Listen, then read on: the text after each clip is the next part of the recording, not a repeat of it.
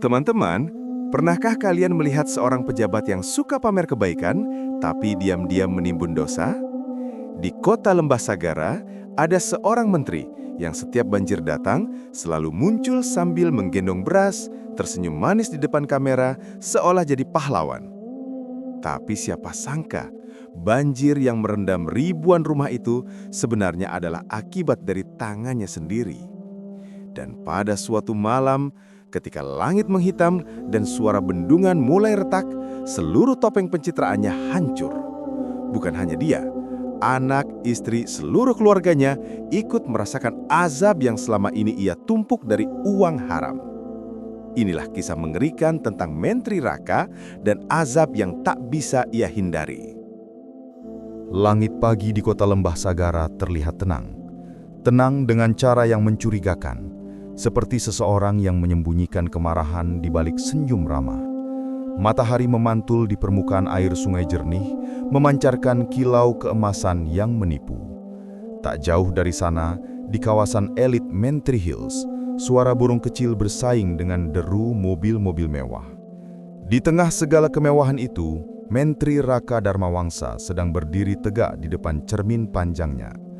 Jas biru gelapnya licin, dasinya rapi, dan senyum yang terus ia latih setiap pagi terlihat begitu palsu. Ia mengangkat dagu sedikit, mengatur ekspresi seolah sedang menatap rakyat dengan cinta dan pengabdian. Padahal dalam hatinya hanya ada rasa puas melihat refleksi seorang pria yang berhasil naik ke puncak dengan uang, koneksi, dan tipu daya. Bagaimana, Pak? Sudah siap untuk wawancara pagi ini? Hendra, fotografer pribadinya, bertanya sambil memeriksa kamera. Nada suaranya terdengar netral, tapi sorot matanya menyiratkan letih karena harus terus menjadi saksi kemunafikan. Raka mengangguk puas. Pastikan ambil dari sisi kiri, Hendra. Sisi itu membuatku terlihat lebih peduli. Di lantai bawah, Sari Wulandari, istri Menteri Raka, sudah duduk di meja makan panjang dengan piring emas berisi roti impor. Ia memutar cincin berlian di jarinya, matanya melihat berita di layar besar. Menteri Raka, pahlawan banjir tahun lalu. Ia tersenyum tipis. Citra kita naik lagi. Bagus. Pastikan tidak ada wartawan yang menanyakan soal proyek bendungan itu, katanya pada asistennya. Tak jauh dari sana, Revan, anak sulung, muncul dengan pakaian santai mahal, memegang kunci mobil sport. Ia tidak pernah peduli jabatan ayahnya, hanya peduli bagaimana uang haram itu bisa membawanya ke pesta mana malam ini. Mah, nanti transfer tambahan ya, aku mau beli jam baru, limited edition, ujarnya tanpa menoleh. Sari mengangguk tanpa peduli. Selama tidak mengganggu citra mereka, ia tidak peduli seberapa banyak anaknya membakar uang. Di kursi seberang, Naya, anak bungsu, sedang sibuk bersuah foto sambil memainkan rambutnya yang dicat warna terang. Aduh, aku benci banjir-banjir itu. Bau, becek, dan gak estetik. Kenapa sih daerah situ gak diperbaiki aja? Sari menjawab datar. Tanya ayahmu, tapi jangan hari ini. Dia mau wawancara besar. Di pusat kota, wartawan dari berbagai media sudah berkumpul di halaman gedung Kementerian Kemakmuran Rakyat. Mereka menunggu kedatangan sang menteri dengan berbagai pertanyaan. Kebanyakan pertanyaan manis, karena konferensi pers ini sudah difilter oleh tim komunikasi. Namun, dari sudut lapangan, beberapa reporter independen berbisik pelan. Enak ya, setiap banjir datang, dia yang paling duluan datang buat foto-foto. Padahal warga bilang berasnya cuma dibagi buat kamera, habis itu dibawa lagi. Ada juga isu tentang proyek bendungan Sagara Raya. Banyak yang bilang bahan bangunannya nggak standar. Suara-suara itu hanya bergema kecil, tertelan hiruk-pikuk media besar yang sudah dibayar untuk memuji. Ketika iringan mobil hitam berhenti di depan gedung, wartawan segera menyiapkan kamera. Raka keluar dengan senyum mengembang, langkahnya mantap. Ia melambai, seolah pahlawan. Sebuah kehormatan bisa melayani rakyat, ucapnya sambil berjalan ke podium. Senyum itu begitu meyakinkan bagi mereka yang tidak tahu apa yang terjadi di balik layar. Hendra memotret. Cahaya blitz menyinari wajah Raka, membuatnya tampak seperti sosok agung. Namun, bagi Hendra, setiap jepretan terasa seperti menambah satu lapisan kebohongan baru. Di sisi lain kota, tepat di desa Rawalangit, yang selalu menjadi korban banjir tahunan, suasana berbeda. Lumpur masih mengering di pintu-pintu rumah warga. Bau anyir masih tercium. Anak-anak bermain dengan air sisa banjir yang tak sehat. Jatmiko, kepala desa yang jujur, menatap televisi kecil di warung sambil menghela nafas berat saat melihat Raka berpidato. "Lihat itu," katanya pada warga. "Banjir setiap tahun makin parah. Tapi dia hanya datang bawa kamera, bukan solusi." Ibu Rukma, wanita tua yang tak pernah kehilangan kesabarannya, meski rumahnya hampir selalu terendam, menggeleng lirih. "Air itu bukan air biasa, Miko. Sudah lama alam marah pada keserakahan. Suatu hari, banjir itu akan kembali, lebih besar daripada sebelumnya." Jatmiko menghela nafas. "Saya sudah kirim surat ke kementerian soal kerusakan bendungan. Tidak ada jawaban. Karena mereka tidak peduli," balas Ibu Rukma sambil menatap langit yang tiba-tiba gelap. Tapi Tuhan selalu melihat. Di gedung kementerian, wawancara berakhir. Raka kembali memeriksa pantulan dirinya di kaca besar. "Bagus, ini akan menaikkan elektabilitas kita," katanya kepada stafnya. Hendra berdiri tidak jauh, menggigit bibir. Ada rasa bersalah yang mulai tumbuh, pelan tapi nyata. Saat mereka keluar, setitik hujan jatuh. Lalu 2, 3. Langit mendung menggulung seperti pertanda buruk. Raka tetap senyum. Katanya, hujan itu berkah.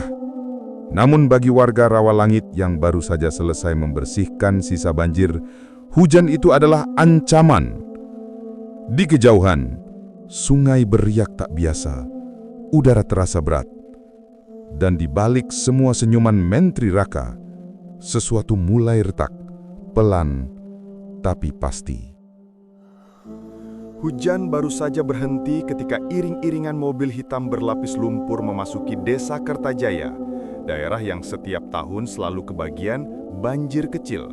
Banjir yang cukup merendam lantai rumah, merusak barang-barang, tetapi tidak cukup besar untuk menarik perhatian nasional. Namun hari ini berbeda. Hari ini desa itu kedatangan tamu penting, Menteri Raka Darmawangsa, lengkap dengan rombongan media dan staf PR yang sibuk mengatur panggung. Di sepanjang jalan desa, warga berdiri memandang rombongan itu. Bukan dengan rasa hormat, melainkan campuran muak dan pasrah. Mereka sudah hafal pola ini. Kamera datang dulu, bantuan datang kemudian, atau kadang tak datang sama sekali. Di dalam mobil, Raka sedang berlatih senyum di layar ponselnya. "Bagaimana rambutku? Sudah pas? Jangan sampai kena angin kencang," katanya kepada asistennya. Asisten mengangguk cepat. "Sudah sempurna, Pak. Tinggal menunggu momen angkat beras." Raka tersenyum puas. "Hendra siap?" "Sudah dari tadi, Pak." Di lapangan kecil desa Kertajaya, panggung dadakan sudah berdiri. Backdrop bertuliskan Bantuan Kemanusiaan Kementerian Kemakmuran Rakyat. Padahal semua warga tahu tulisan itu hanya akan dipakai hari ini. Setelah kamera dimatikan, backdrop itu akan dilipat dan dibawa pergi. Hendra, sang fotografer, berdiri di depan panggung sambil menggenggam kameranya. Matanya terlihat letih, bukan karena pekerjaan, tetapi karena hati yang makin sulit menerima sandiwara ini. Dia melihat sekitar, warga duduk di kursi plastik, beberapa masih dengan celana basah karena banjir barusan. Anak-anak menggigil, wajah mereka kosong, seolah sudah terlalu lelah berharap apapun dari pemerintah. Di sisi lapangan, beberapa ibu berbisik pelan. "Sakit hati aku lihat begini, beras yang mereka bawa cuma 1 karung untuk foto. Setelah itu, entah kemana. Diam, Bu, bisa-bisa kita disuruh keluar dari bantuan warga miskin." Seorang bapak tua menatap lurus ke arah panggung, kerut wajahnya dalam. Lihat saja, dia pasti datang sambil memanggul beras biar terlihat heroik. Dan tepat saat itu, mobil hitam paling depan berhenti. Pintu terbuka. Raka keluar sambil menggendong 1 karung beras di bahu. Senyumnya lebar, sangat lebar. Senyum yang sudah ia latih berulang kali. Warga menatapnya dengan wajah datar. Hendra mengangkat kamera dan mulai bekerja. Klik, klik, klik. Setiap jepretan membingkai Raka sebagai pahlawan yang turun ke desa banjir. Tapi bagi Hendra, foto-foto itu terasa seperti memotret kebohongan yang semakin sulit ia telan. Raka melangkah ke tengah lapangan, mengangkat karung beras lebih tinggi, seakan beratnya tidak seberapa. Padahal beberapa staf melihat bagaimana dia mengeluh kesakitan ketika latihan mengangkatnya di kantor tadi pagi. Saudara-saudara, suara Raka menggelegar melalui mikrofon. Hari ini, saya datang membawa bantuan untuk Desa Kertajaya. Banjir bukan hal mudah, dan rakyat tidak boleh menghadapi ini sendirian. Warga bertepuk tangan pelan, tepuk tangan yang terdengar lebih seperti permintaan agar acara cepat selesai. Raka menurunkan beras itu dengan dramatis. Seorang staf cepat-cepat menopang agar karungnya tidak jatuh. Hendra terus memotret, tapi pikirannya kacau. Rakyat tidak boleh menghadapi ini sendirian. Lalu pembangunan bendungan yang tidak selesai itu apa? Lalu laporan warga yang tidak dipedulikan kementerian itu apa? Ia menelan ludah. Kadang ia ingin berhenti saja, tapi gajinya, keluarganya, semuanya bertumpu pada pekerjaan ini. Setelah pidato selesai, Raka mulai membagikan bantuan secara simbolis. 1 karung beras untuk foto, kemudian akan diberikan entah kemana. Warga hanya menerima paket berisi 2 mie instan, 1 botol minyak kecil, dan brosur bertuliskan, "Pemerintah hadir untuk Anda." Seorang ibu muda, Laras, menerima paket itu sambil tersenyum hambar. Namun air matanya menetes. Raka melihatnya. "Ibu, kenapa menangis? Jangan sedih. Pemerintah selalu berusaha memberikan yang terbaik." Laras menggeleng. "Maaf Pak, ini bukan sedih. Ini capek." Raka terdiam. Ekspresinya kaku. Jawaban itu ia tidak duga. Hendra refleks mengarahkan kamera. "Tolong jangan difoto," bisik Laras lirih. Hendra menurunkan kamera. Raka memaksakan senyum, lalu cepat-cepat pindah ke warga lain yang lebih mudah difoto. Tidak jauh dari kerumunan, Jatmiko, kepala desa dari Rawalangit yang kebetulan datang membantu warga Kertajaya, berdiri dengan tangan terlipat. Dia memperhatikan Raka dari jauhan, matanya tajam namun tenang. Dia ini benar-benar berbeda antara apa yang ditampilkan dan apa yang ia lakukan. Gumamnya pelan. Seorang pemuda menanggapi, "Apa kita harus lapor lagi soal keretakan bendungan, Pak Miko?" "Kita lapor sudah, tapi tidak pernah dijawab." Pemuda itu mengepalkan tangan. "Nanti kalau bendungan jebol, siapa yang tanggung jawab?" Jatmiko menatap karung beras yang kini sudah kembali ke mobil staf. "Entahlah, tapi alam tidak pernah lupa." Acara selesai. Media besar mendapatkan footage yang mereka mau. Raka kembali ke mobil sambil sangring puas. "Bagus," katanya, "besok trending lagi." Namun di luar mobil, wajah-wajah warga tetap muram. Hendra menatap mereka dari jendela. Ada rasa tidak enak merayapi dadanya. Rasa itu tidak bisa ia abaikan lagi. Karena saat mobil mulai bergerak meninggalkan desa, ia melihat sesuatu. Air di selokan desa mengalir deras, lebih deras daripada biasanya. Langit kembali menggelap meskipun hujan baru saja berhenti. Dan bukit di pinggir desa, tempat bendungan retak itu berada, tampak dihiasi kilatan petir. Hendra menutup kameranya pelan. Instingnya berkata, bantuan berbau kamera ini hanyalah awal dari bencana besar yang sedang menunggu waktu. Pagi itu, kabut tebal menggantung di atas bendungan Sagara Raya, menutup sebagian besar permukaan air yang gemuruh pelan di bawah. Suasana yang biasanya damai terasa ganjil, seperti ada sesuatu di balik kabut yang mengintai, menunggu waktu untuk keluar. Di pinggir tebing bendungan, Syafiq Pranata, insinyur senior yang sudah bekerja puluhan tahun, menatap struktur beton raksasa itu dengan wajah pucat. Tangan tuanya memegang clipboard berisi catatan inspeksi, namun jarinya gemetar setiap kali membaca ulang hasil pengukuran.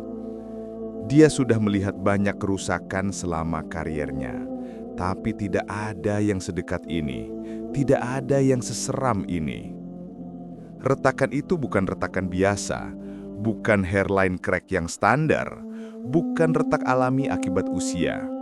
Retakan itu menganga, panjang, melebar, seolah beton itu ditarik paksa dari dalam. "Ya Tuhan," gumamnya lirih. Dia memeriksa lagi, mendekat, mengetuk permukaan dengan palu inspeksi. Suaranya hampa, tanda bahwa di balik beton itu, rongga besar sudah terbentuk akibat material murahan yang digunakan. Ini bisa jebol kapan saja," katanya, suara bergetar. Dia menarik nafas panjang, menutup matanya sejenak. Raka bilang proyek ini menggunakan beton kelas premium, tapi kenyataannya, ini bukan beton standar bendungan, bahkan kualitasnya lebih buruk dari dinding rumah. Sebuah pikiran menakutkan muncul. Jika hujan besar turun dalam waktu dekat, bendungan ini tidak akan mampu bertahan.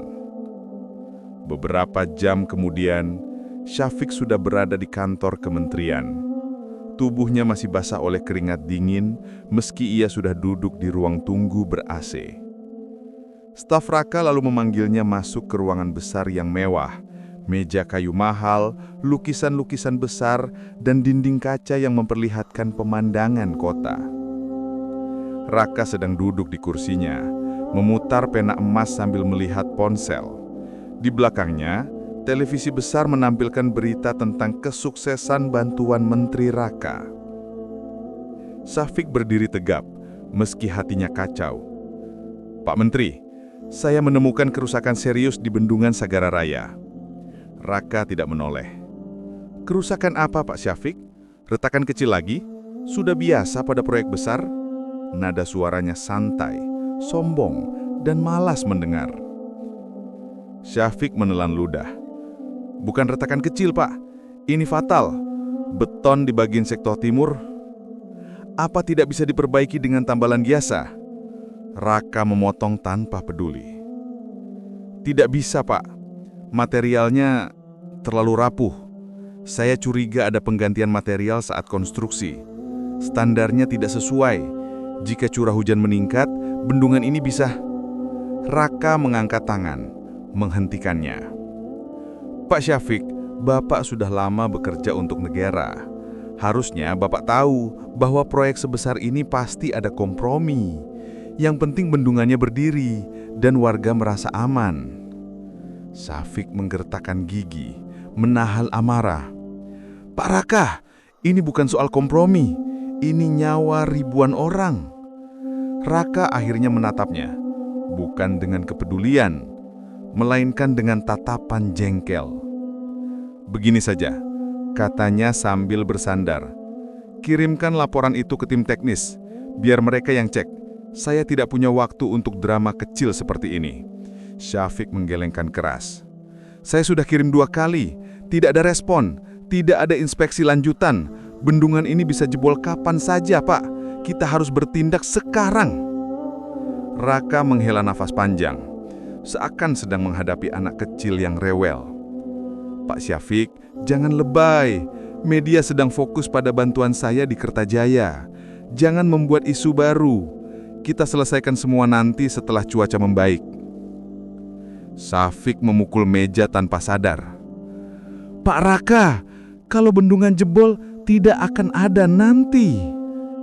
Raka berdiri perlahan, mendekat, lalu menepuk bahu Syafiq dengan senyum tipis penuh manipulasi. "Tenanglah, saya sudah sangat berpengalaman menangani banjir. Rakyat selalu percaya pada saya. Retakan kecil tidak akan membuat saya panik." Syafiq terpaku. Itu bukan jawaban seorang pemimpin. Itu jawaban seorang pria yang takut reputasinya jatuh. Raka kembali ke kursinya. "Rapat saya berikutnya dimulai 5 menit lagi. Terima kasih atas masukannya." Itu tanda bahwa ia ingin percakapan selesai. Syafiq menggenggam clipboardnya dengan tangan gemetar. Ia ingin berteriak, ingin mengutuk Raka di tempat itu juga. Tapi ia tahu tidak akan ada gunanya. Pria itu terlalu tenggelam dalam pencitraannya sendiri. Saat Syafiq berjalan keluar dari gedung kementerian, hujan kembali turun. Bukan hujan kecil, melainkan hujan deras yang memukul atap, membuat jalanan berkilau oleh genangan. Ia berhenti di lobi, melihat langit kelabu. Kalau begini terus, bendungan itu hanya butuh satu malam buruk untuk menyerah. Di kejauhan, di layar LED gedung-gedung tinggi, wajah Raka tersenyum memanggul beras. Hiburan bagi sebagian orang, bencana bagi yang tahu kebenaran. Sementara itu di ruangannya, Raka kembali melihat hasil foto-foto dari Hendra. Ia tersenyum puas. Asal media mendukung, semua baik-baik saja, katanya.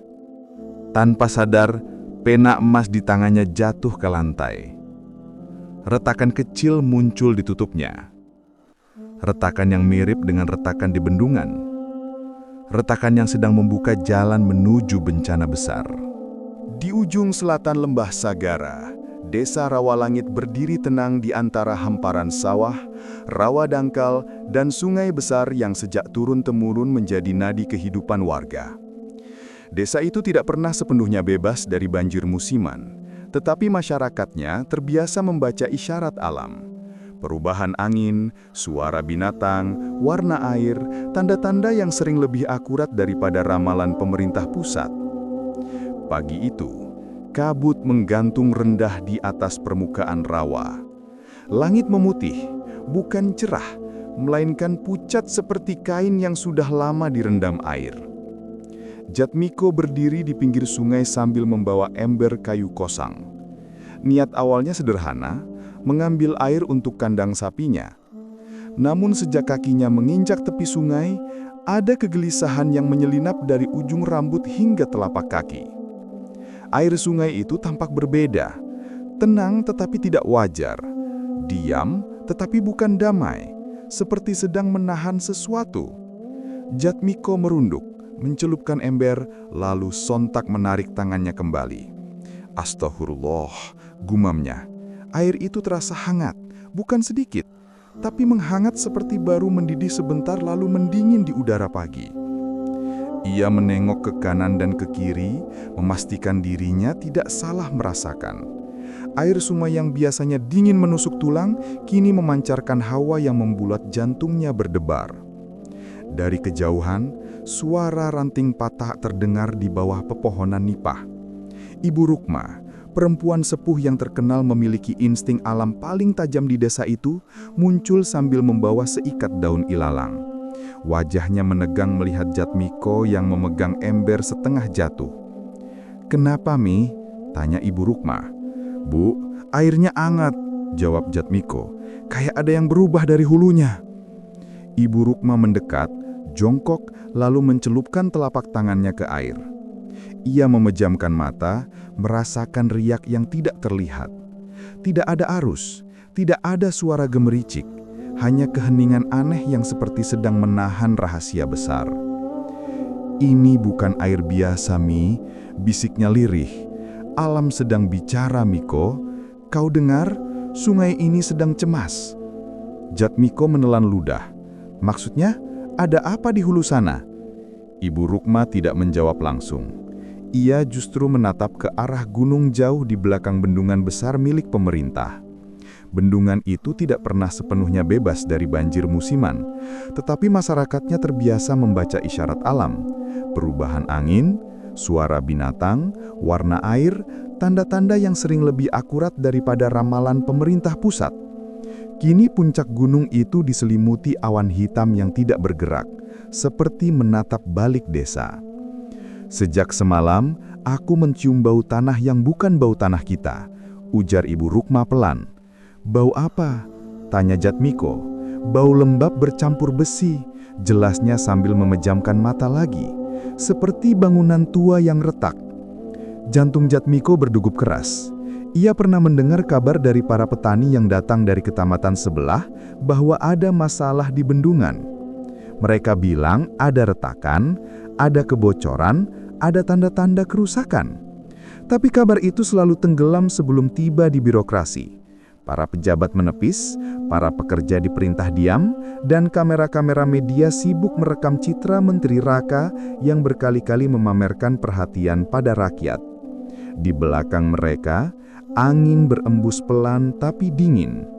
Aneh, kalau airnya hangat kenapa anginnya justru sedingin itu? Kau lihat, ujar Ibu Rukma menunjuk permukaan air. Jatmiko memperhatikan. Benar, dari dasar sungai muncul gelembung-gelembung kecil meletup perlahan seperti air panas di kompor kecil. Sesuatu di bawah sana sedang bergerak. Bu, ini kenapa? Apa tanahnya berubah atau ada sumber panas baru? Tidak, Miko, jawab Ibu Rukma suaranya mengeras. Ini bukan gejala alam biasa. Ini pertanda. Ia menarik napas panjang. Pertanda air sedang menunggu saatnya keluar. Jatmiko merasa bulu kuduknya berdiri. Ia ingat cerita ayahnya dahulu tentang banjir besar yang terjadi lebih dari 40 tahun lalu, ketika bendungan lama jebol karena korupsi pengerjaan. Dulu, tanda-tandanya pun mirip. Air hangat, bau tanah berubah, gelembung yang datang dari bawah permukaan. Miko, suara Ibu Rukma makin rendah, seperti berusaha menjaga agar sungai tidak mendengar. Aku khawatir sesuatu terjadi di bendungan. Jatmiko menatap langit. Awan hitam itu masih diam, tidak bergerak, seolah menunggu aba-aba dari sesuatu yang jauh lebih gelap. Kita harus lapor ke kepala desa, kata Jatmiko. Ya, dan suruh warga waspada. Alam sudah berteriak, tapi manusia sering pura-pura tidak mendengar. Mereka berdua berjalan meninggalkan sungai. Namun di belakang mereka, permukaan air yang tadinya hanya bergelombang kecil berubah sedikit lebih beriak. Gelembung-gelembung itu semakin banyak. Suara halus seperti desisan tekanan air mulai muncul. Samar, hanya hampir tidak terdengar oleh telinga manusia. Air sungai itu sedang bacara. Dan Desa Rawalangit baru saja mendengar kata pertamanya. Pertanda awal bencana telah dimulai. Di gedung kementerian yang megah, dinding marmer mengkilap, karpet tebal, dan aroma kopi mahal. Menteri Raka berjalan cepat dengan wajah tegang. Pagi itu, ada sesuatu yang tidak biasa di ruangannya. Para staf fiktif tersenyum kaku. Para ajudan saling berbisik, dan telepon meja berdering tanpa henti seolah membawa kabar buruk yang berlomba-lomba masuk. Raka melepaskan jasnya, menaruhnya kasar di kursi kulit, lalu menyalakan tablet kerja. Detik berikutnya, matanya membelalak. Layar menampilkan dokumen proyek bendungan Lembah Sagara, yang semula rahasia tingkat tinggi, kini tersebar di 4 portal berita online. Ada foto-foto laporan keuangan, catatan transaksi, dan tabel detail material bangunan. Di sisi kanan layar, judul besar menghantam kuat. Kuat dugaan korupsi material pada proyek bendungan. Anggaran dipangkas, kualitas anjlok. Raka mengepalkan tangan. Siapa yang berani? Dia menggeram pelan, nafasnya naik turun. Di detik itu, satu nama langsung muncul di kepalanya. Syafiq, kepala teknis lapangan yang 2 hari lalu melapor soal retakan fatal. Laporan itu sudah ia abaikan. Teleponnya bergetar, panggilan dari seseorang yang seharusnya tidak menghubunginya pagi-pagi begini. Raka mengangkat. Halo? Suara di seberang terdengar kacau. Pak Menteri, dokumennya bocor. Banyak pihak nanya-nanya, dari DPR, dari jurnalis, bahkan dari lembaga audit. Raka mengusap wajahnya. Tenang, semua masih bisa dikendalikan. Tapi Pak, foto materialnya jelas sekali. Besi tipis, beton ringan, semua sesuai dengan catatan lapangan. Diam. Nada suaranya menurun. Dingin. Aku bilang, tenang. Dia mengutus telepon, lalu berdiri, menatap jendela besar yang menghadap jalanan kota. Di bawah sana, masyarakat berjalan seperti biasa. Tidak ada yang tahu bahwa seorang menteri sedang ketakutan di lantai atas. Di sebuah kantor media kecil, Hendra, fotografer utama yang sering memotret pencitraan Raka, sedang duduk di kursinya sambil memandangi layar laptop. Di depannya, folder bernama SIG_Raka_DOC terbuka. Isi folder itu bukan hanya foto kegiatan bakti sosial, tetapi juga foto-foto mentah yang tidak pernah dipublikasikan. Foto Raka memarahi staf karena salah pengambilan angle, foto truk material bendungan yang membawa besi tipis, foto retakan besar di dinding bendungan sebelum ditambal tipis-tipis demi publikasi. Hendra memejamkan mata, jantungnya berat. Dia tidak pernah berniat melawan siapapun, apalagi pejabat setinggi itu. Tapi keadaan sudah berubah sejak Syafiq menghubunginya semalam. Suara Syafiq masih terngiang. Hendra, bendungan itu bisa jebol dalam hitungan minggu. Retakannya semakin dalam. Kalau itu terjadi, desa sekitar akan tenggelam. Kau punya bukti. Tolong jaga baik-baik. Sejak percakapan itu, Hendra tidak bisa tidur. Keberanian kecil tumbuh dalam hatinya. Ketakutan juga.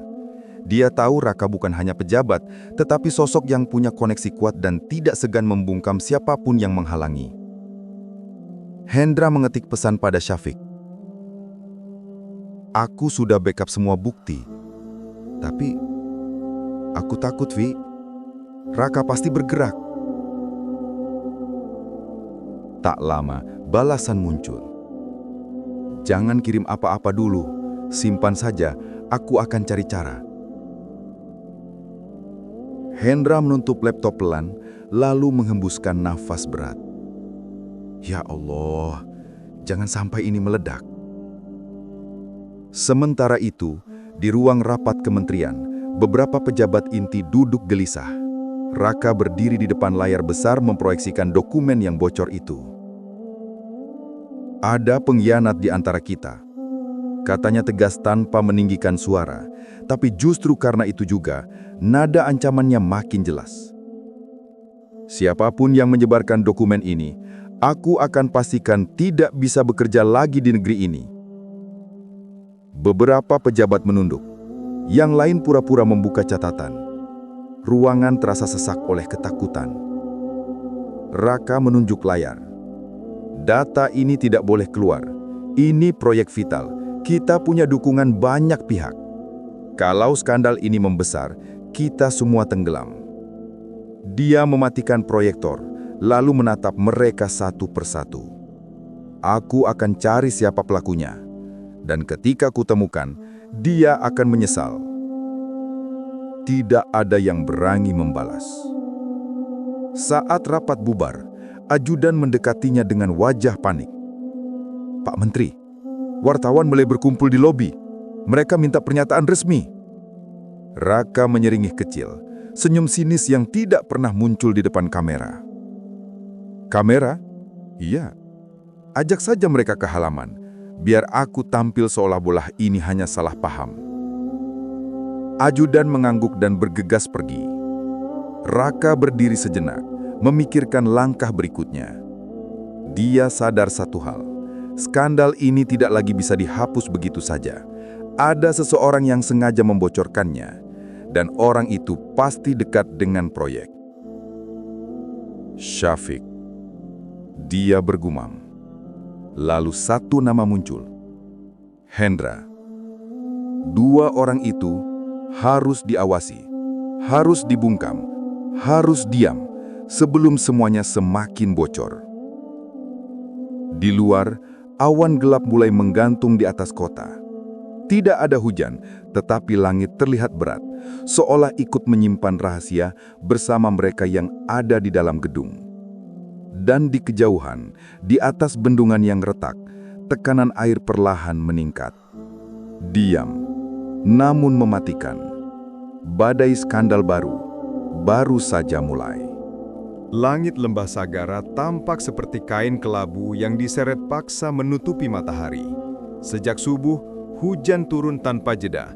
Bukan gerimis lembut, melainkan tirai air tebal yang mengguyur bumi seperti tangan raksasa yang marah. Jalan-jalan tergenang, suara air menabrak atap rumah terdengar seperti gendang perang, dan angin membawa aroma tanah basah bercampur sesuatu yang lebih muram. Di ruang kontrol bendungan, Syafiq berdiri di depan panel monitor sambil menyeka keringat yang entah bercampur dengan air hujan yang merembes masuk. Di layar, Angka-angka tekanan air naik drastis. Grafik merah itu terus merayap melewati batas yang seharusnya aman.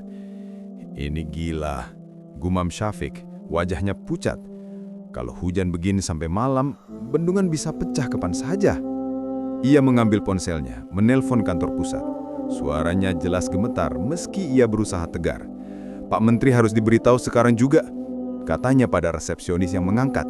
Situasinya darurat, tekanan sudah melewati ambang maksimum.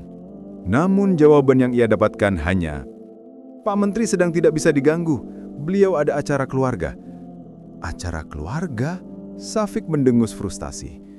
Sementara itu di rumah megah keluarga Raka, rumah dengan 3 lantai, kaca besar dan lampu-lampu mewah, suasana jauh dari kesan darurat.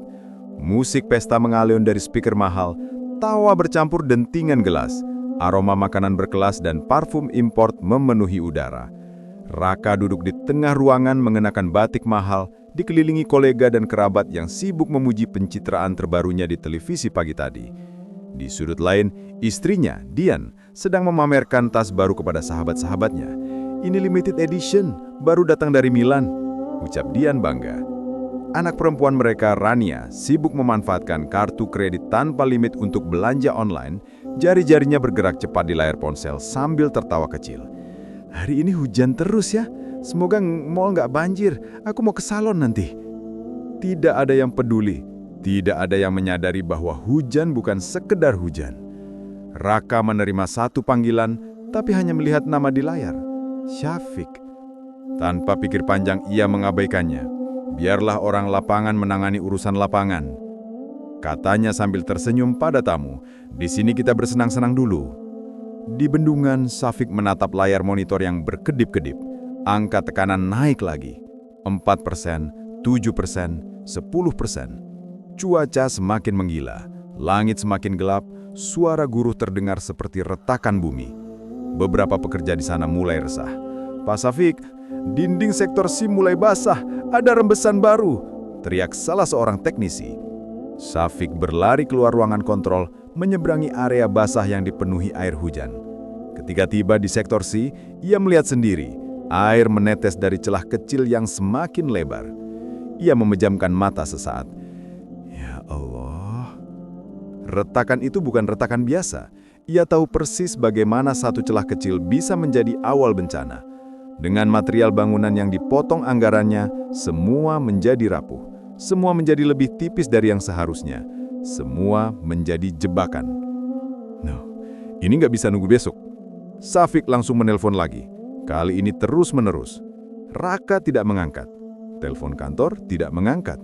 Ajudan tidak mengangkat. Syafiq menekan nomor Raka kembali. Hening sejenak, lalu sambungan tersambung. Pak, ini darurat. Tekanan naik drastis, ada rembesan baru, bendungan bisa memotong. Syafiq, aku sedang acara, jangan dramatis.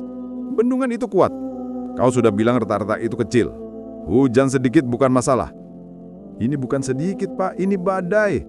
Kalau tidak kita kurangi aliran dari hulu atau buka pintu air kalau kau buka pintu air tanpa izin, sela Raka dengan suara tegas, kau siap-siap saja kehilangan jabatan. Setelah itu, telepon dimatikan. Syafiq terpaku. Tangannya bergetar. Di belakangnya suara kerak kecil terdengar dari dinding beton. Pekerja menoleh serentak. Retakan itu melebar. Sangat pelan tapi jelas. Syafiq merasakan bulu kuduknya berdiri. Di rumah Raka, pesta semakin meriah. Tamunya semakin ramai. Lampu-lampu kristal berkilau. Keluarga Raka tertawa seakan seluruh dunia sedang dalam keadaan baik-baik saja. Tidak ada satupun dari mereka yang melihat berita singkat di TV kecil di dapur, TV yang hanya dinyalakan pembantu saat masak. Berita singkat, cuaca ekstrim menerjang wilayah Lembah Sagara, beberapa desa di hilir sungai diminta waspada. Tapi suara musik pesta terlalu keras. Tidak ada yang mendengar. Tidak ada yang peduli. Dan di luar rumah mewah itu, langit semakin hitam, sehitam murka yang sedang menunggu saatnya turun. Di bendungan, Syafiq berdiri di tengah hujan, menatap retakan yang kini memanjang seperti guratan pisau di dinding raksasa. Air merembes semakin deras. Ini sudah tidak normal, bisiknya.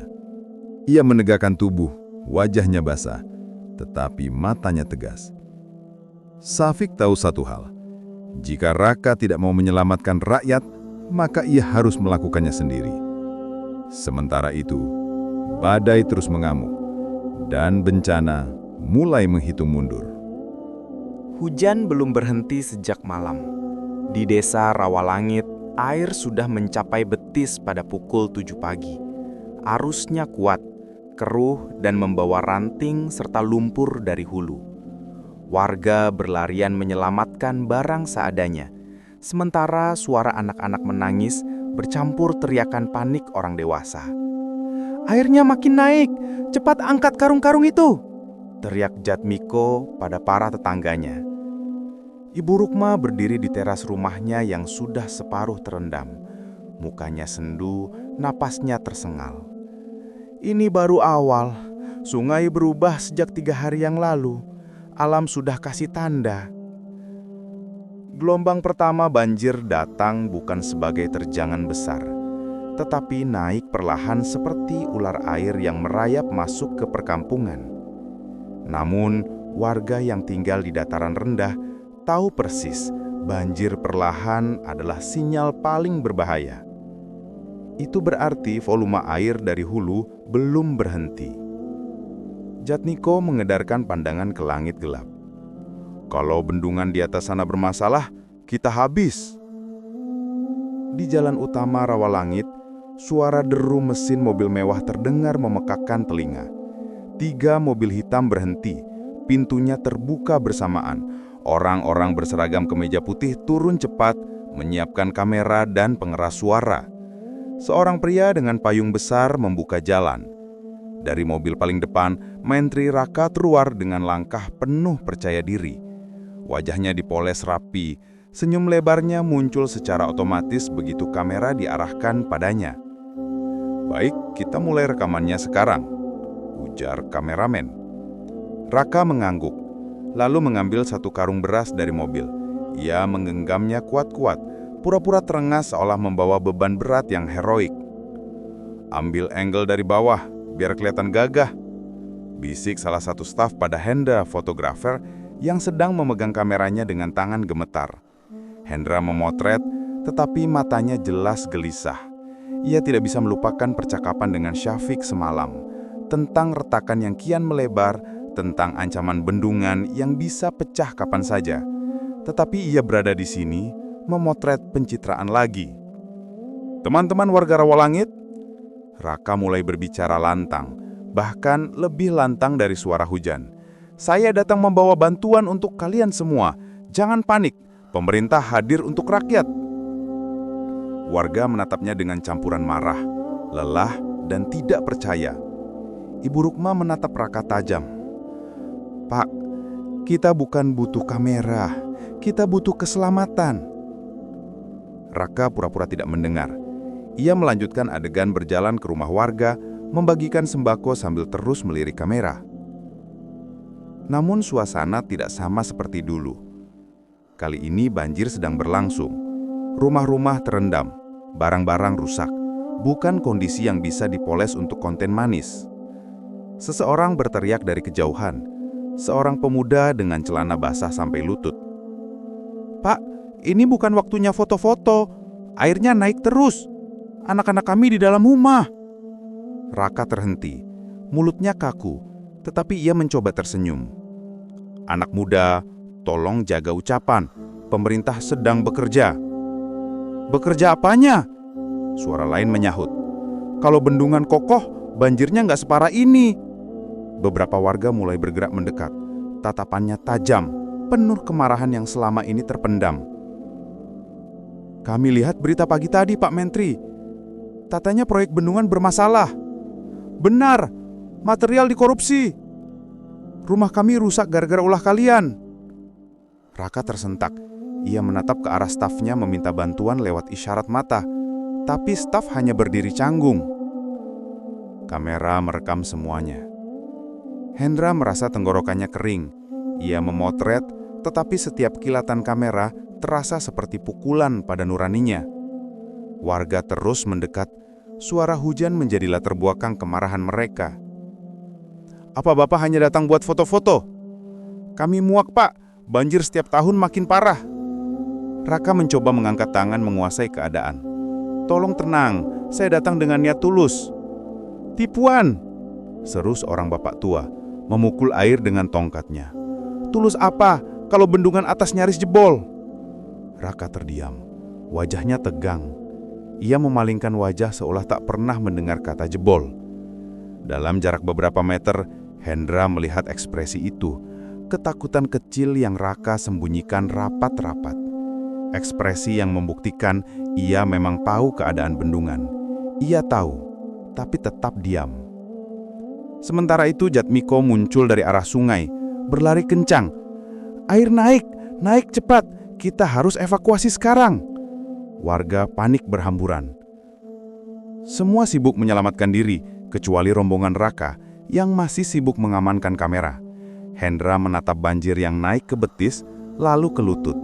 Ia merasakan satu firasat buruk mengambang di dadanya. Gelombang pertama baru datang. Gelombang berikutnya bisa jauh lebih mematikan.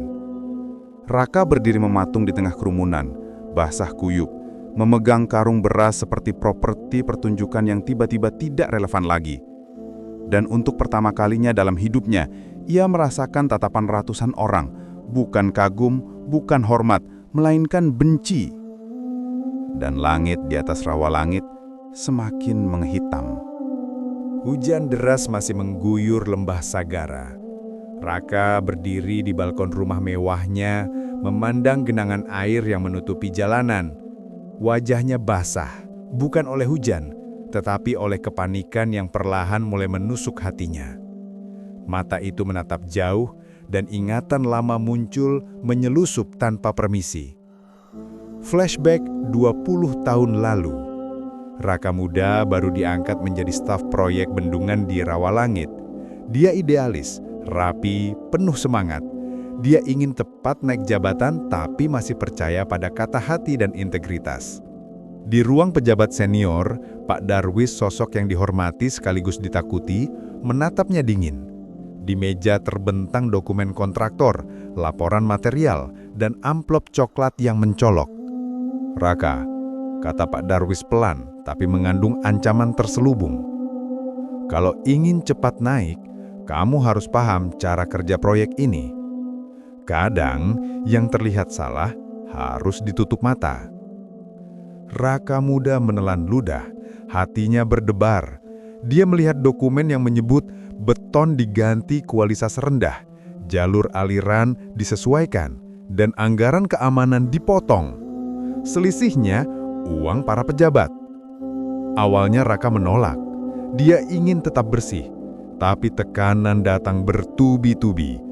Tugasnya disabotase, laporan kerja hilang, dan dia diintimidasi kontraktor. Dia mulai merasa terpojok, seolah tidak ada jalan keluar. Suatu malam, Pak Darwis memanggilnya lagi. Ruangan sepi, hanya lampu neon yang berderit.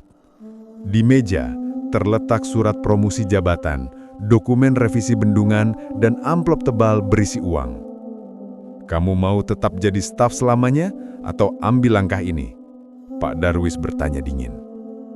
Raka menatap lama, gemetar.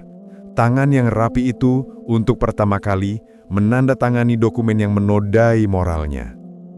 Tanda tangan itu menjadi awal dari semua korupsi yang kemudian ia wariskan. Flashback 10 tahun lalu. Promosi itu mengubah segalanya. Raka mulai menutup mata terhadap kontraktor yang mencurangi material, mengambil bagian dari uang proyek, membela senior jika ada audit mendadak. Dia merasa bersalah, tapi lama-lama menikmati kekuasaan dan kemewahan yang datang bersamaan. Pak Darwis pensiun, dan Rakalah yang menggantikannya.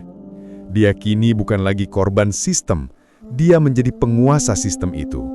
Siklus korupsi berganti generasi. Pegawai baru diajari menutup mata, kontraktor baru diingatkan agar tidak usah ribut. Kembali ke masa kini, di balkon rumah mewahnya, air banjir mulai menyentuh kaki rumah. Raka menunduk, menatap tangannya sendiri. Amplop coklat itu tanda tangan pertama itu, semua uang haram yang ia nikmati kini menagih balas. Suara hujan yang deras terdengar seperti bisikan. Sebuah kesadaran menggerogoti hatinya. Bendungan yang ia korupsi sejak karir awal kini akan membalas setiap dosa masa lalu. Raka menutup mata, air banjir di bawahnya seperti menatap balik, menagih, menunggu saat yang tepat untuk menghancurkan. Episode 8 berakhir dengan tatapan Raka yang kosong, penuh ketakutan, menyadari bahwa dosa masa lalunya bukan hanya sejarah, itu kini sedang menghampirinya dengan kekuatan nyata. Hujan belum berhenti. Sungai di hulu bendungan semakin penuh. Airnya bergemuruh seperti raksasa yang terperangkap. Tekanan di dinding beton meningkat drastis. Angka di panel kontrol naik ke zona merah. Syafiq berdiri di ruang kontrol bendungan. Wajahnya tegang. Mata membelalak menatap layar monitor yang menunjukkan retakan baru. Ini sudah tidak normal, gumamnya. Suaranya nyaris hilang di antara raungan air dan angin. Kalau tidak segera dikurangi aliran dari hulu, bendungan bisa pecah. Syafiq mengambil radio, mencoba menghubungi Raka. Nada dering panjang, tidak ada jawaban. Ia menekan lagi dengan nada lebih keras. Tetap hening. "Pak Menteri, ini darurat!" Suaranya terpantul di ruangan beton yang dingin. Pintu ruang kontrol terbuka tiba-tiba. Dua orang berpakaian hitam dengan tanda pengamanan tinggi, seperti keamanan istana, masuk cepat. Mereka menatap Syafiq dengan tajam. "Pak Syafiq, perintah Menteri jelas. Jangan sentuh apapun. Semua harus dikontrol dari kantor pusat," kata salah satu dari mereka, suara datar tapi tegas. Syafiq menahan amarah. "Ini bukan soal kontrol. Ini soal keselamatan manusia. Bendungan retak. Kalau tidak kami buka pintu air sekarang, Desa Hilir akan tenggelam." Satpam itu maju satu langkah, wajahnya tegang. "Perintah jelas, Pak. Tidak ada yang boleh berubah sebelum Pak Menteri hadir. Semua tanggung jawab ada di beliau." Syafiq menatap retakan di dinding bendungan melalui jendela. Garis-garisnya semakin melebar. Air merembas deras dari celah yang sebelumnya kecil. "Tidak bisa menunggu. Ini bukan politik," teriak Syafiq. Tapi Satpam hanya berdiri diam, menahan Syafiq. Mereka bukan musuh, hanya kaki tangan sistem yang membela hierarki yang korup, yang tak ingin bendungan diganggu sebelum citra Menteri Raka tetap aman di kamera. Di luar, hujan deras memukul atap logam ruangan kontrol. Angin membawa suara deras sungai. Air mulai meluap ke area terbuka bendungan, dan satu loncatan kecil dari permukaan memperlihatkan betapa derasnya arus yang sedang naik. Syafiq mengusap wajahnya basah. Ia menoleh ke monitor. Laporan tekanan meningkat lebih cepat daripada prediksi. Angka merah terus merayap. Tidak bisa," bisiknya sendiri. "Ini akan hancur sebelum Pak Menteri sadar." Ia mencoba menekan tombol manual untuk membuka pintu air, tapi tangan Satpam segera menahan. Benturan kecil antara logika dan kekuasaan. Syafiq tahu ini salah, tapi sistem mengekang tindakannya. "Dengarkan saya. Jika kalian tidak membiarkan saya," teriak Syafiq. Tapi Satpam hanya berdiri diam, menahan Syafiq. Mereka bukan musuh, hanya kaki tangan sistem yang membela hierarki yang korup, yang tak ingin bendungan diganggu sebelum citra Menteri Raka tetap aman di kamera. Di luar, gelombang air menekan dinding bendungan. Gemuruhnya menimbulkan getaran halus di lantai beton ruangan kontrol. Retakan yang tadi hanya samar, kini seperti terbakar dari dalam, melebar semakin lebar. Syafiq menutup mata sesaat, mencoba memusatkan pikiran. Ia tahu, setiap detik yang hilang bisa jadi saat terakhir bendungan bertahan. Dan sementara ia berjuang sendiri, sistem yang korup yang membela citra Menteri Raka terlalu sibuk menjaga reputasi, tak peduli nyawa rakyat di hilir. Episode berakhir dengan Syafiq menatap retakan dinding bendungan yang melebar, hujan deras di luar, dan Satpam yang masih menahan tangannya dari membuka pintu air, menegaskan ketegangan antara moral dan kekuasaan yang salah arah. Malam itu, langit di atas lembah Sagara hitam pekat, hampir menyatu dengan sungai yang bergemuruh. Hujan deras tak henti-hentinya memukul bumi, menciptakan simfoni alam yang menegangkan. Deru angin, gemuruh hujan, dan suara aliran sungai yang kian memuncak. Di desa Rawanalangit, Jatmiko berdiri di teras rumahnya. Air banjir kini mencapai pinggang. Ia menatap ke arah bendungan di hulu yang samar-samar terlihat di balik tirai hujan. Rasa takut menelan hatinya. Ibu Rukma berdiri di sampingnya. Wajahnya pucat namun matanya tajam. Ia mengendus udara basah, menangkap bau tanah dan logam bercampur lumpur, tanda-tanda yang selalu ia waspadai. Ini malam terakhir, bisiknya pelan. Suaranya hampir tenggelam oleh gemuruh hujan. Alam sudah berteriak, Miko. Dengarkan suara air dan tanah. Bendungan menjerit. Jatmiko menggeleng, tak mampu berkata apa-apa. Getaran halus terasa di bawah kaki mereka. Tanah yang biasanya padat kini seperti hidup, bergetar mengikuti tekanan air yang meningkat. Bendungan di hulu. Syafiq berdiri di ruang kontrol. Wajahnya dipenuhi keringat dan lumpur. Monitor menampilkan grafik tekanan air yang melampaui zona merah. Angka-angka melompat cepat. Ia menatap retakan di dinding beton melalui jendela. Retakan itu kini menganga seperti luka besar. Suara krak terdengar dari beton yang menahan tekanan luar biasa. Getaran halus merambat melalui fondasi, terdengar seperti gemuruh jauh yang mendekat. Syafiq menekan tombol peringatan, tapi sambungan ke kantor pusat mati. Telepon menteri tidak dijawab. Satpam keamanan tetap menahan langkahnya, menegaskan perintah birokrasi yang lebih memikirkan citra daripada keselamatan. Ini tidak bisa menunggu, gumam Syafiq sambil menatap retakan yang kian melebar. Ia tahu setiap detik yang hilang bisa menjadi saat terakhir bendungan bertahan. Ia mencoba mengaktifkan mekanisme darurat untuk mengalirkan sebagian air, tapi tombol-tombol manual terkunci secara administratif. Sistem yang seharusnya melindungi malah menghalangi. Di rumah Raka. Raka duduk di ruang tamu lantai atas, memandangi layar televisi kecil. Gambar desa hilir terlihat penuh air. Warga berlarian menyelamatkan diri. Hujan deras, lampu jalan redup, sungai membengkak. Ia memalingkan wajah, mencoba menutup mata terhadap kenyataan. Di tangannya ia memegang gelas kristal berisi minuman mahal, sisa pesta kemarin. Istrinya Dian dan anak-anaknya sibuk memainkan gadget. Tertawa ringan, seolah banjir di luar hanyalah berita buram yang tidak mereka pedulikan. Namun, Raka mendengar sesuatu. Bunyi halus, seperti retakan di dalam rumah sendiri. Hatinya menegang. Refleks, ia menatap jendela. Arah bendungan. Retakan kecil di beton bendungan muncul dalam ingatannya. Ia ingat akan semua dosa masa lalu. Tanda pertama dari balasan alam yang ia abaikan. Tanda-tanda alam. Di luar, hujan dan angin membuat semua semakin dramatis. Sungai hilir kini tidak lagi berupa aliran, tetapi gelombang ganas yang menutupi tanah. Tanah di sekitar desa berguncang halus. Batu-batu kecil bergetar. Pepohonan tertunduk mengikuti ritme air.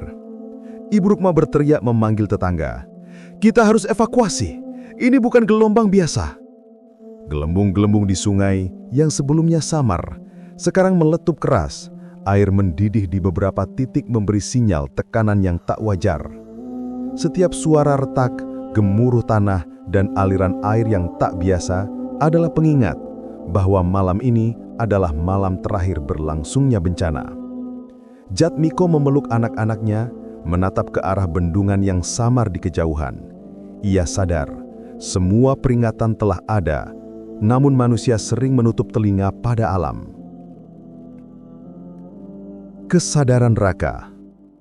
Raka berdiri, menatap ke arah langit gelap. Suara gemuruh jauh terdengar, seperti panggilan peringatan. Ia menutup mata, menyesali setiap amplop, setiap keputusan korup yang pernah dibuat, setiap tindakan pencitraan yang mengutamakan citra daripada keselamatan. Dalam hatinya, ia tahu, malam ini semua dosa masa lalu akan kembali menagih. Episode 10 berakhir dengan ketegangan maksimal. Bendungan kian terancam jebol. Gelombang dan hujan semakin ganas. Warga desa mulai evakuasi panik. Raka menyadari bahwa malam ini akan menjadi titik balik antara hidup atau mati. Malam itu, hujan deras tak kunjung reda. Bendungan Sagara Raya yang sejak awal dibangun dengan korupsi dan pengkhianatan mencapai titik kritis. Retakan yang sebelumnya samar kini terbuka lebar, menelan suara logam dan beton yang pecah. Di ruang kontrol bendungan, Syafiq berlari dari panel ke panel. Tangannya basah, wajahnya pucat, namun matanya tegas. Ia menekan semua alarm darurat. Suara sirine menggema di udara basah. Di desa Rawalangit, Jatmiko dan Ibu Rukma menatap sungai yang mendidih. Gelombang pertama telah melampaui rumah mereka, tapi belum parah. Tiba-tiba, dari ulu terdengar krak yang memekakkan telinga, diikuti suara air yang seperti raksasa mengamuk. "Bendungan! Runtuh!" teriak Jatmiko, suaranya panik. Gelombang air raksasa menghantam desa dengan kekuatan dahsyat. Rumah-rumah diterjang, pohon-pohon tumbang, kendaraan hanyut. Warga berteriak, menangis, dan berlari mencari tempat tinggi. Debu, lumpur, dan pecahan kayu berterbangan. Di tengah kekacauan itu, Raka dan keluarganya mulai panik. Pesta dan kemewahan kemarin kini terasa sia-sia. Reaksi pertama Raka adalah melindungi citranya sendiri. Tapi air mulai masuk ke halaman rumah mewah Mentry Hills. Ia menatap anak-anaknya dengan ketakutan nyata. "Lari! Segera ke lantai atas!" teriaknya. Namun, suara air yang menabrak dinding rumah membuat semuanya seperti kehilangan arah. Syafiq, yang sempat mencoba menyelamatkan bendungan, kini hanya bisa menyaksikan kehancuran. Ia berlari ke desa hilir, menolong siapa saja yang bisa ia selamatkan, sementara gelombang menghancurkan segalanya. Gelombang pertama hanyalah permulaan bencana. Kota dan desa hilir tersapu oleh air yang marah, menandai puncak bencana yang telah lama ditunggu. Mentry Hills, kompleks mewah tempat Raka tinggal, kini seperti mainan yang disapu oleh air raksasa. Hujan dan gelombang bersatu menghancurkan tembok, kaca, dan halaman. Di tengah arus deras, Sari dan Naya, putri Raka, terlempar ke sisi berbeda dari rumah. Mereka berteriak, berusaha memegang kayu apung yang hanyut. "Jangan lepaskan tanganku!" teriak Sari, tapi Naya terpental oleh pusaran air. Revan, anak sulung Raka, hilang dari pandangan. Gelombang menelan lantai bawah rumah, membawa sofa, lemari, dan harta mewah yang dulu dipamerkan. Raka sendiri mencoba mengejar anak-anaknya, tapi tubuhnya terseret arus. Dian, istrinya, menggenggam tangan Sari dan berusaha mempertahankan keseimbangan, tapi hampir roboh. Ini semua karena aku!" teriak Raka di tengah air yang deras. Setiap kata seperti terhisap oleh pusaran banjir. Ia menyadari semua pencitraan, semua korupsi, semua dosa masa lalu kini menagih harga yang paling mahal. Warga desa yang selama ini menjadi korban bendungan rusak, kini berjuang melawan air yang sama. Teriakan dan tangisan memenuhi udara, berpadu dengan suara rumah-rumah yang runtuh dan pohon-pohon yang tumbang. Di kejauhan, Syafiq berjuang mengevakuasi warga. Ia melihat Mentry Hills terbawa arus. Kepanikan, kemarahan, dan rasa bersalah bercampur di hatinya. Ia tahu, ini bukan sekedar bencana alam.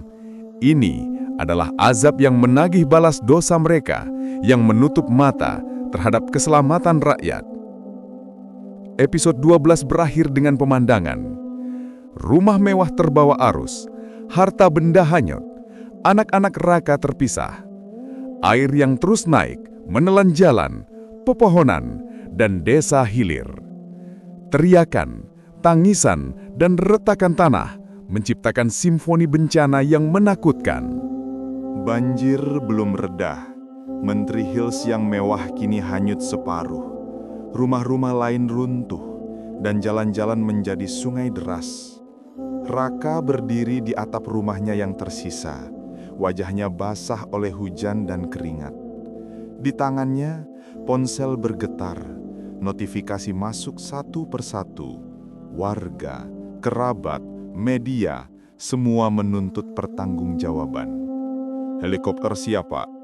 kata pilot. Suaranya tegang, sementara rotor mengayun kencang. Air hujan menimpa kaca kabin. Raka melangkah tergesa, membawa tas kecil berisi dokumen penting dan beberapa amplop uang yang sempat ia selamatkan. Hatinya berdebar, tetapi pikiran hanya satu: selamatkan diri, selamatkan citra. Namun saat helikopter mulai lepas landas, ribuan warga yang selamat dari desa hilir mulai berkumpul di tanah tinggi, melihat Raka dan rombongan. Teriakan marah terdengar, kata-kata yang sebelumnya tertahan kini meledak. "Koruptor, penjahat rakyat, bajingan, ini semua karena kalian." Raka menunduk, mencoba menutupi wajah.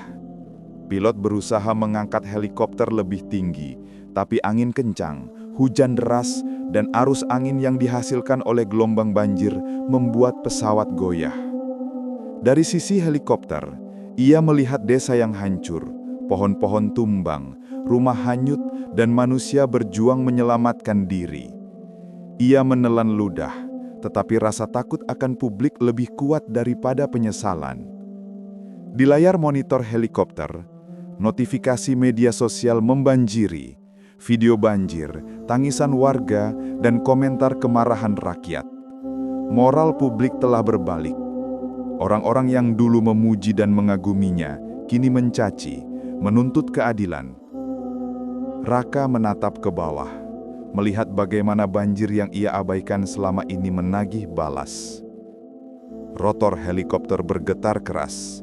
Angin, hujan, dan teriakan warga menjadi simfoni bencana yang tak bisa dihindari. Ia menggenggam tangan pilot, wajah pucat. Helikopternya bukan lagi pelarian, melainkan saksi bisu dari dosa yang mulai menuntut balas. Sementara itu, Hendra, fotografer yang selama ini menyimpan bukti korupsi bendungan, akhirnya mengambil keputusan. Ia membuka flash disk berisi dokumen proyek, foto retakan bendungan lama, dan amplop-amplop yang menunjukkan aliran uang haram. "Ini saatnya rakyat tahu kebenaran," gumamnya, menyalakan komputer dan mengunggah semua ke media nasional dan platform digital. Dalam hitungan menit berita menyebar. Layar televisi menayangkan rekaman Raka saat membantu warga, diimbangi foto dokumen korupsi. Artikel viral muncul, "Bendungan Sagara Raya, korupsi yang menelan desa." Rakyat yang selamat menatap layar dengan campuran kemarahan dan keterkejutan. "Jadi ini bukan musibah semata?" tanya seorang bapak tua pada istrinya. "Ini ulah manusia, mereka yang memimpin kita." Di jalan-jalan, warga mulai berteriak, memukul meja atau apa saja yang bisa mereka capai, membebaskan amarah yang terpendam. Sosial media membanjiri komentar, kemarahan rakyat, kecaman terhadap Raka, dan tuntutan agar dia ditangkap segera. Raka yang berada di helikopter melihat layar tablet yang menayangkan berita. Wajahnya pucat, tangannya gemetar. Dokumen-dokumen yang dulu ia sembunyikan kini tersebar luas. Anak-anaknya menatap ke arah layar, tak mengerti sepenuhnya, tetapi merasakan ketegangan yang membayangi. Semua akan hancur, bisik Raka, suara tercekik panik.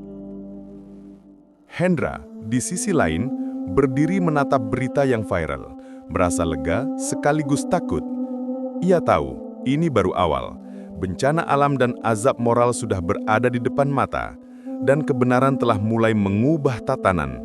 Rakyat sadar, moral publik telah berbalik, dan dosa masa lalu Raka kini tak bisa disembunyikan lagi. Episode 14 ditutup dengan pemandangan dramatis.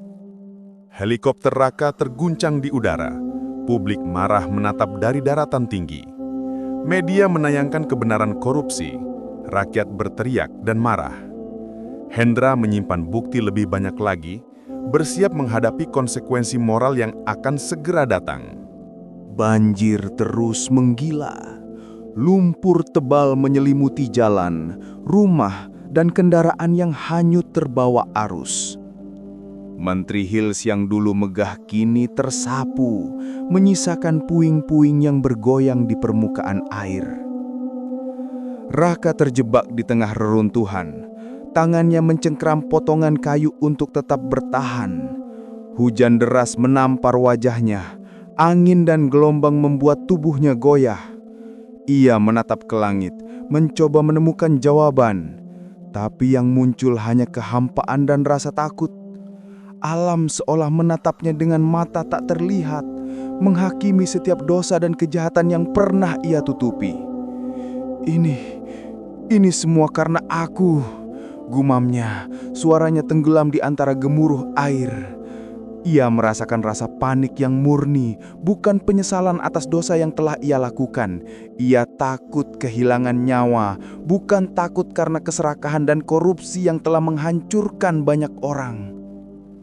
Di sekitarnya, warga berteriak, anak-anak menangis, orang dewasa mencoba menolong satu sama lain. Tapi Raka tetap terfokus pada dirinya sendiri, menatap puing dan air yang menelan rumahnya. Hujan menciptakan suara seperti deru amarah alam. Setiap benturan kayu, setiap retakan tanah dan setiap gelombang yang menghantam adalah bisikan peringatan. Ini bukan sekadar musibah, ini azab bagi mereka yang menutup mata terhadap penderitaan orang lain. Raka mencoba bergerak, tapi tubuhnya terseret arus kecil dari genangan lumpur yang bergerak deras. Ia berteriak, tetapi suara itu hanyut oleh kebisingan alam. Paniknya semakin meningkat, menutupi sedikit pun kesadaran moral yang mungkin muncul.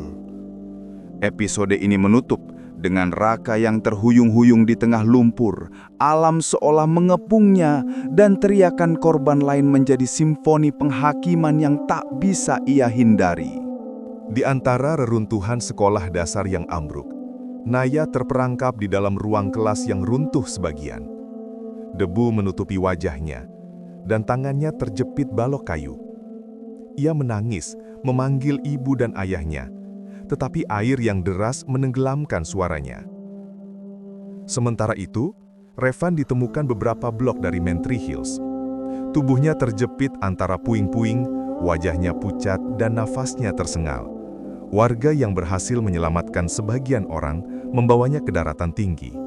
Kondisi Revan tragis, tanda nyata dari kebiadaban manusia yang menumpuk dosa. Di tengah arus yang semakin ganas, Sari terombang-ambing di antara kayu hanyut. Tangannya menggenggam tali darurat yang diberikan oleh warga. Air menamtar wajahnya, tubuhnya terseret arus, tetapi matanya tetap fokus pada orang-orang yang mencoba menolong. Ia tak mengerti sepenuhnya apa yang terjadi, tetapi ketakutan sudah menguasai seluruh tubuhnya. Raka, yang sebelumnya panik hanya karena dirinya sendiri, kini mulai menyadari sebagian akibat dari keserakahan yang selama ini ia biarkan. Tapi kesadaran itu muncul terlambat. Tidak ada kata taubat yang bisa menahan arus, reruntuhan, dan kehancuran yang ia saksikan. Di sekelilingnya, alam berteriak. Angin, hujan, dan banjir bersatu menjadi kekuatan yang seolah mengubur setiap nafsu manusia yang pernah merusak. Setiap reruntuhan, setiap orang yang terperangkap, dan setiap pohon yang tumbang menjadi saksi bisu. Keserakahan manusia tidak akan pernah luput dari pembalasan alam. Episode ini menutup dengan pemandangan dramatis. Naya terperangkap di sekolah yang ambruk. Sari hanyut di arus deras. Revan selamat tapi luka-luka parah. Raka menatap kehancuran sekitar, mulai merasakan bahwa ini bukan sekedar bencana, tapi penghakiman atas dosa-dosanya. Sisa-sisa Menteri Hills kini hanyut separuh. Puing-puing kayu dan logam yang dulunya mewah, kini hanyut di bawah arus. Raka berdiri di antara reruntuhan, wajahnya pucat, napas tersengal-sengal. Anak-anaknya mulai merasakan konsekuensi nyata dari dosa ayah mereka. Sari yang terombang-ambing kini berhasil dipegang oleh seorang relawan, namun ia menangis dan menggigil kedinginan. Naya masih terjebak di sekolah yang runtuh, tubuhnya tersangkut di antara balok dan puing, menunggu pertolongan. Revan, yang sempat diselamatkan, lemah dan pucat, wajahnya dipenuhi luka. Dian, istri Raka, menatap sekeliling rumah yang telah hancur. Tangannya tak mampu menahan kepanikan. Semua yang dulu mereka miliki, rumah mewah, mobil, pesta, bahkan amplop uang haram, tidak ada artinya lagi. Alam telah menuntut balasan, dan kekayaan yang mereka banggakan tak dapat menolong sedikit pun. Raka menunduk, air yang menyapu kakinya terasa dingin dan kuat, seperti simbol kekuatan yang tak bisa dihindari. Ia menyadari satu persatu bahwa azab ini bukan sekedar bencana alam, tapi pembalasan atas keserakahan yang selama ini ia tutupi. Ia mencoba berteriak, meminta bantuan, namun suara itu hanyut di tengah raungan air, teriakan warga, dan gemuruh reruntuhan. Tak ada yang bisa menyelamatkannya, tak ada hukum manusia yang mampu menghentikan air yang kini bertindak sebagai hakim. Episode ini menutup dengan Raka yang terpaku di tengah puing-puing, menatap keluarganya yang terpecah, menyadari bahwa azab telah menuntut semua yang pernah ia cintai dan hargai. Tak ada jalan untuk menawar atau menyelamatkan diri. Pagi itu, hujan mulai mereda, tetapi sungai dan bendungan yang hancur masih menggumpal dengan air yang mematikan.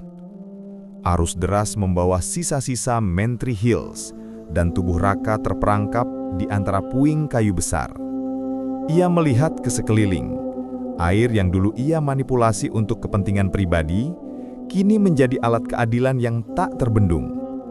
Gelombang menghantam tubuhnya, menariknya masuk ke pusaran yang kuat. Raka berteriak, tetapi tidak ada yang mendengar. Alam bekerja tanpa kompromi. Air yang sebelumnya ditahan oleh bendungan, yang ia korupsi dan abaikan peringatan para teknisi, kini menelan dirinya. Di kejauhan, warga yang selamat melihat Raka terseret arus, menyadari simbolisme tragis dari kejadian itu. Ia adalah manifestasi dari dosa manusia, keserakahan, pencitraan, dan pengkhianatan terhadap rakyat. Semua yang ia lakukan kini kembali padanya dalam bentuk kekuatan alam yang tak bisa ditawar.